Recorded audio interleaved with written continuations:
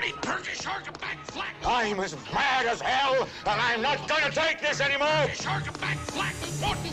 Good. Let the hate flow through you.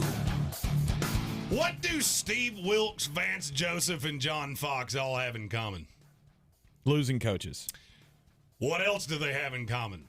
They were coaches that were given very high-end draft prospects, and they crashed them in the side of a mountain. And do you know why? Because they're not offensive coaches.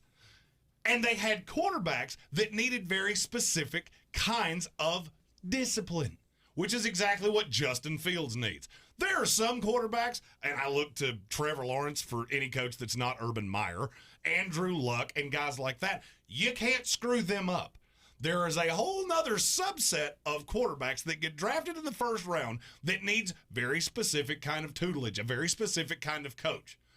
And the Chicago Bears basically just looked at all of that and went, nope, that's not how we do things as the monsters of the Midway. Well, you know what you do? You know what you really do? You waste draft capital time and time and time again on prospects that, oh, this is going to be the one that finally breaks the string.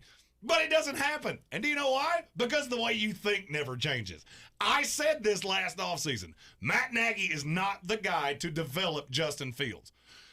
And every Bears fan that watches anything we do said, the Bears don't do things that way. That's not how we do things in Chicago. We've never fired a coach in midseason. You know what else you haven't done? Won a Super Bowl in forever.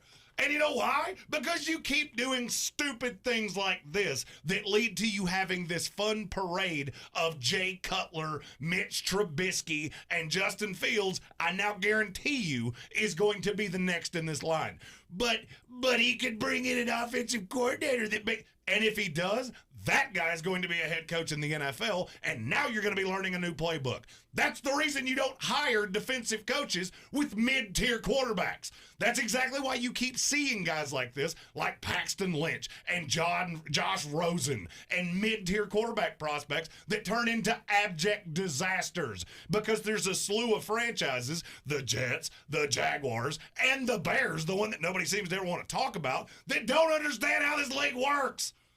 I'm mad. Join us tomorrow in the Sportsocracy when we will play Beat the Chief with Asheville Police Chief David Zack, brought to you by Clarissa Sells, WBNC.com. Clarissa Marshall of eXp Realty. We'll pick both of the conference championship games. We'll break them down in every shape, form, or fashion. Hey, you're not doing anything tonight? Head on over to Kimmel Arena. We got the UNC Asheville Bulldogs taking on Gardner Webb. Nationally televised game on ESPNU. Trying to pack that place out. There are tickets available.